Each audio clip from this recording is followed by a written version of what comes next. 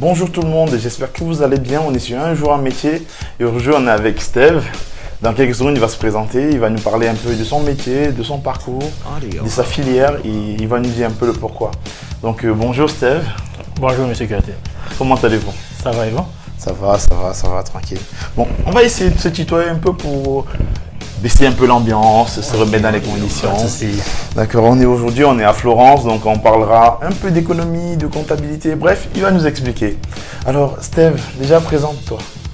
Bonsoir à tous, disons bonjour, ça dépend de où on s'en trouve. Moi déjà, je m'appelle Jonas Steve Patrick. Étudiant camerounais en Italie, déjà depuis tout près de 7 ans. Depuis pas mal de temps, donc je pense qu'aujourd'hui tu as de l'expérience, tu peux conseiller déjà pas mal de gens, ceux qui viennent d'arriver en Italie et tout, donc tu t'y connais un peu, on va dire comme ça. Tu es un peu rodé plus ou moins. Disons oui, j'espère pouvoir apporter mon aide à ces nouveaux étudiants qui viennent continuer d'étudier en Italie. D'accord, mais pourquoi l'Italie finalement? Comment tu as choisi l'Italie? Disons, l'Italie, c'est beaucoup plus, mon choix est beaucoup plus économique, hein, parce que l'Italie est ce pays-là, comparé aux autres pays européens, qui offre une situation économique assez abordable.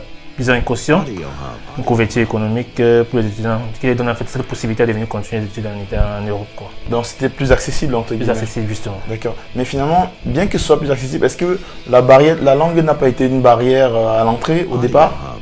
Bon, c'est vrai, pour la langue, j'ai dû faire les études, j'ai dû étudier pendant environ 1 an pour obtenir mon diplôme de langue, faire une procédure pour l'ambassade afin d'obtenir mon diplôme. La langue italienne n'est pas vraiment, si tu t'y mets, celui qui s'y met, il réussit. D'accord, donc on va dire c'est accessible. Accessible. D'accord. Et du coup, quand tu as eu ta langue, après tu as fait la demande de visa et tu arrives en Italie. Et comment ça se passe quand on part d'un pays vers un autre? Avant ça, tu avais déjà voyagé? Non, moi j'avais dû tourner au Cameroun. D'accord, donc c'était ton premier voyage, on va dire. C'était mon premier voyage. Et ça s'est passé comment alors, ton premier mois en Italie, on va dire? C'est vrai, le début était passé facile. Quand je suis arrivé en Italie, au vu de tout ce que la télé nous montre, souvent j'étais un peu, disons, entre parenthèses, pas vraiment émerveillé, quoi. Je me suis dit, pourquoi je suis venu ici? Vraiment, je voulais rentrer. D'accord. Mais après, j'ai dit, qu'est-ce qui m'amène ici, les études? Bon, fréquentons. Donc c'est le pourquoi qui t'a fait rester. Ouais. D'accord. Et justement, en parlant de ça, tu fais quoi comme étude alors? Disons, quand je suis arrivé, je me suis inscrit en économie d'entreprise, où j'ai obtenu mon licence après 5 ans. Mais en combien de temps dure un parcours de licence en Italie finalement? Non, un parcours de licence, c'est normalement 3 ans en fait. Bon, j'ai fait 5 ans parce que j'ai eu quelques petits soucis d'adaptation au départ, notamment à la langue. Et pour dire la vérité, au départ, je ne prenais pas vraiment mes études vraiment au sérieux. Donc du coup, je me suis vraiment j'ai un peu traîné le pas, quoi. D'accord. Et ça consiste en quoi réellement l'économie d'entreprise? L'économie d'entreprise, disons, c'est un peu dit, quand on dit économie d'entreprise, plus généralement pour travailler dans les entreprises. Donc c'est l'économie qui c'est dans le domaine des entreprises. Par exemple, la comptabilité, tu peux le faire là-bas. Disons, une des matières phares de l'économie d'entreprise, c'est justement la comptabilité. D'accord. Donc on va dire que dans l'entreprise, c'est vous qui gérez les chiffres? On gère les chiffres. Pas forcément les chiffres. On peut aussi gérer le côté administratif, tout ça et comme ça. D'accord. Et comment on y accède finalement? Je veux dire, est-ce qu'il y a un parcours adapté? Comment on fait? Bon, si je prends du point de vue du Cameroun, je pense que tous les types de bacs peuvent y accéder. D'accord, donc théoriquement, peu importe le bac qu'on a obtenu, on peut le faire en Italie. En Italie, tu peux le faire. Ouais. D'accord. Et comment tu as choisi ça, toi? Disons, le choix était plus par rapport à mon bac que j'ai eu. Parce qu'ayant eu un bac A, je n'avais pas vraiment cette possibilité de faire certaines filières comme ingénierie, infirmerie et comme ça, tout le reste. D'accord. Donc du coup, je me suis orienté vers un choix un peu plus professionnel, quoi, et qui est l'économie d'entreprise. Particulièrement à l'époque, j'ai rêvé de comptabilité. D'accord. Pourquoi ce choix? Donc j'ai compris un truc, peut-être que, je ne sais pas si tout le monde a prêté attention à ça, mais moi j'ai entendu un truc. Donc ça veut dire que si quelqu'un veut faire économie, il doit faire un bac particulier, ou il y a des bacs qui ferment des portes à des parcours d'études alors? Si par exemple on a un bac A, on ne peut pas faire une ingénierie en Italie? Non, si tu as un bac A, tu ne fais pas d'ingénierie en Italie. Ça, c'est ça. D'accord, ok. Donc il y a bien des parcours, effectivement. Si on veut faire un parcours, il vaut mieux connaître les bacs acceptés avant de commencer, même avant de passer. Oui, c'est le plus important. Déjà, au niveau de l'ambassade, on vous le dit. C'est vrai que même parfois les bacs techniques au Cameroun, en Italie déjà, c'est un peu parfois difficile de faire une ingénierie avec cela. On va généralement t'orienter soit en économie, soit en agrès. D'accord, ok, je vois. Finalement, c'est quoi ton but à l'arrivée quand tu fais l'économie là, c'est quoi le but dans 5 ans par exemple, 5-10 ans? Moi, mon but, c'est bien évidemment, comme j'ai dit, non, je ne sais pas si je l'ai mentionné plutôt, j'aimerais bien rentrer au pays, mais me spécialiser en tant qu'expert comptable. Pour pouvoir rentrer au pays, ouvrir un cabinet d'avocat et, si possible, employer des jeunes. Un cabinet de comptable? Un cabinet de comptable. Ouais. D'accord. Pour employer des jeunes, on va dire les générations d'après nous. D'après nous, justement, ça c'est sûr. D'accord. Et au Cameroun aujourd'hui, l'économie, enfin, quel peut être le réel apport de la formation occidentale au Cameroun dans l'univers de l'économie? Je veux dire, qu'est-ce que tu peux vraiment apporter? Est-ce qu'il y a un besoin sur le marché actuel au Cameroun en fait? Je ne dirais pas, non, je ne dirais pas, oui. C'est vrai que le Cameroun a beaucoup plus besoin des ingénieurs. Comme on l'a dit pour construire le pays. Notre pays est en voie de développement. Et on a plus besoin des gens pratiques, des gens qui savent travailler, quoi, qui peuvent innover. C'est vrai, dans le camp de l'économie, il y a aussi de l'innovation. Bon, là, ça peut entrer dans le domaine des nouvelles technologies. Les réseaux sociaux, disons, comment on appelle ça déjà? Les ICT, l'informatique, tout ça. D'accord, ok, le numérique. D'accord. Justement, en parlant de numérique, on voit aujourd'hui avec l'essor du numérique et tout, on se pose des questions. Il y a pas mal de métiers qui le prennent de plein fouet. Est-ce que l'économie aujourd'hui va ou peut subir également l'essor du numérique ou pas? Oui, l'économie subit l'essor du numérique. Il y a les applications qui sont inventées spécialement dans le cadre de la comptabilité, de la finance. Beaucoup de logiciels sont inventés dans ce domaine-là. Et est-ce qu'on est appelé demain à avoir beaucoup moins d'économistes et plus de logiciels? Les deux vont de pair. Le logiciel sert à l'économiste. En fait, ça facilite son travail. C'est un outil? C'est un outil de travail. Ça facilite son travail. Par exemple, il y a des logiciels qui permettent de faciliter le calcul en comptabilité, quoi. D'accord. Donc, on va dire que grosso modo, le métier n'est pas tant menacé que ça? Non, le métier n'est pas menacé, même pas du tout. Au contraire, l'économie évolue aussi avec le monde. Ok, bah écoutons. D'accord. Et du coup, est-ce que si c'était à refaire, si aujourd'hui on te remet à l'année où tu es arrivé en Italie, mais avec toute la connaissance que tu as aujourd'hui, est-ce que tu referais le même parcours?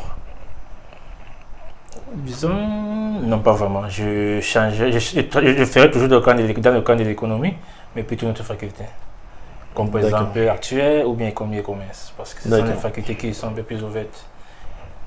Parce que l'économie d'entreprise est assez, on va dire, assez fermée finalement. Ouais, on peut dire comme ça. C'est vrai que même avec l'économie d'entreprise, bon, c'est un peu fermé quand même. Par rapport à peut-être actuel, qu'avec une nouvelle licence, tu peux facilement travailler. D'accord. Et pourquoi tu as choisi Florence? Comment tu as fait pour choisir la ville de Florence pour poursuivre tes études? Tu aurais pu choisir Milan ou Rome, et je ne sais trop quoi. Pourquoi tu as choisi Florence? Au départ, j'avais le choix de deux villes, Trieste et Florence. Et après, je me suis retrouvé en train de choisir Florence parce qu'à Trieste, l'économie était en anglais. Donc, du coup, je suis venu à Florence. C'est un choix de dernière minute. D'accord, donc c'était un choix par défaut? Par défaut, justement, oui. Ok. Et si quelqu'un veut aujourd'hui suivre entre guillemets ton parcours, est-ce que tu lui conseillerais de venir faire économie à Florence maintenant que tu as du retour? Non. En économie à Florence, c'est un peu... Bon, disons, à mon époque, quand je suis arrivé, l'économie n'était pas comme ça, c'est que c'est aujourd'hui. Il y avait beaucoup de matières qui sont vraiment aptes pour le domaine économique que tu n'en avais pas. D'accord, donc on va dire que aujourd'hui Florence n'est pas forcément, l'économie n'est pas son domaine de prédilection. Non, c'est pas son domaine de prédilection dans tous les cas. Et c'est que pour quelqu'un qui aimerait faire économie en Italie, je lui conseille la ville de Padoue en français, Trieste, Bologne ou encore Rome, disons. En précisant que Trieste c'est bien en anglais, d'après ce que j'ai compris. Oui, ou maintenant il y en a en italien ou pas? Je sais pas vraiment. Donc on est encore en anglais, on est d'accord. Du coup, on peut encore en anglais. Alors nous arrivons quasiment au terme de notre vidéo. Mais j'aimerais quand même poser une question qu'on a à peu près répondu ou pas vraiment. Oui. On va dire qu'on a à peu près tourné autour, sans vraiment. Comme ça, je dirais, est-ce qu'aujourd'hui, tu conseillerais à quelqu'un de faire économie, par exemple? Disons, on parle uniquement de quelqu'un qui a envie de venir étudier en Italie et de retourner au Cameroun. Parce que le but vraiment, je pars du principe que l'Italie est quand même déjà assez développée. Hein, et en tant que Camerounais, je pense que dans un idéal, c'est de venir apprendre des connaissances et retourner partager. Hein. Donc, est-ce que tu conseillerais donc à quelqu'un de venir étudier en Italie? Disons, c'est vrai déjà que l'économie, déjà c'est la base d'un pays, du développement d'un pays. Mais après, nous sommes dans une situation bien particulière, une situation d'essor économique qui on a plus besoin des techniciens. D'accord. Que des politiciens, je vais dire comme ça. Je comprends, oui. Mais... Donc, je me conseillerais, comme tu dis, à un jeune, s'il veut venir étudier enItalie, les filières pour tous un peu comme l'ingénierie, la médecine ou encore l'architecture. Ce sont vraiment des domaines qui doivent vraiment trouver un bon camp d'application dans les pays, dans notre cher beaucoup plus de Cameroun. J'aime beaucoup cette manière de réfléchir en fait qui est orientée nation. C'est-à-dire qui est vraiment orienté patriote, c'est-à-dire, parce que je pense qu'en tant que personne, entre guillemets, comme on est en Europe, on a une vision de l'Europe et on aimerait que l'Afrique s'y avoisine dans le meilleur des mondes. Donc je pense qu'effectivement, on a cet aspect-là. Il y a aussi une dernière faculté que j'oublie, l'agriculture, le domaine de l'agriculture. Très important. Absolument, absolument, ça, je suis totalement d'accord. C'est vrai que j'ai envie de dire, malheureusement, il y a beaucoup de gens qui s'y lancent ces derniers temps comme si c'était un métier à la mode uniquement et le font de façon... artisanal et c'est un peu regrettable. D'accord. Maintenant, en me renseignant pendant la vidéo, je me suis rendu compte que tu avais déjà fait un peu économie au Cameroun avant d'arriver en Italie. Oui, c'est vrai. Pourquoi tu as commencé l'économie au Cameroun et tu as dû arrêter pour venir en Italie? Ça, c'est une petite question comme ça, un petit renseignement. Déjà, c'est des contextes différents. Quand nous sommes au pays, on nous dit que bon, l'Europe est plus évolué déjà que le Cameroun. Ça veut dire que d'une part, les études seront plus adaptées par rapport au Cameroun. Donc, on aura un meilleur suivi. On a plus de chances de trouver du travail si on jamais avec un diplôme européen de rentrer au pays et trouver plus facilement du travail. Même si c'est des spéculations comme on dit souvent. J'allais justement ça. C'est pas vraiment ça. C'était justement ma prochaine question. Est-ce que c'est vrai finalement? Non, pas vraiment ça. D'accord. Parce que j'ai des contextes différents. Par exemple, quelqu'un qui fait comptabilité en Italie, et celui qui fait au pays, non, c'est deux choses différentes. La comptabilité, c'est vrai que le système d'écriture et le passage d'écriture, c'est la même chose. Le plan comptable, ce n'est pas la même chose. Oui, donc ce qui veut dire que... Les lois ne sont pas les mêmes. D'accord, je vois, mais le principe du métier est le même, mais les applications, le domaine d'application varie un peu. D'accord, ok. Et finalement, est-ce que tu regrettes d'avoir voyagé? Non, pas du tout. D'accord. Donc, dans l'ensemble, on va dire que tu sens que tu as appris bien plus de choses que si tu étais resté à l'université de Douala ou Yaoundé, je sais pas trop. Oui, ça c'est vrai. Par rapport à l'université de Yaoundé, ça j'ai plus ça. D'accord. Oui, il faut. D'accord. Bon, bah, merci de nous avoir accompagnés. Merci à toi. Merci d'avoir été avec nous. Invité. Mais de rien, c'est un plaisir. J'espère que tu interviendras peut-être encore sur la chaîne à la fin de ton parcours pour nous en dire encore davantage. Ça fait plaisir. D'accord. Et donc, comme vous avez vu, on a fait quasiment le tour. J'espère que vous avez aimé, que vous avez trouvé réponse à vos questions si l'économie notamment vous intéresse. Merci de tout nous dire en commentaire si vous avez des questions. Et si vos questions sont d'ordre encore plus personnel, il y a un email de contact directement dans la barre de description. Dites-nous tout en commentaire. Et si jamais la question n'est pas de mon domaine de compétence, je vous renverrai directement vers Steve qui lui vous apportera des réponses beaucoup plus techniques. Donc merci d'avoir regardé et surtout c'était Herman. Ciao ciao. Bonsoir à tous.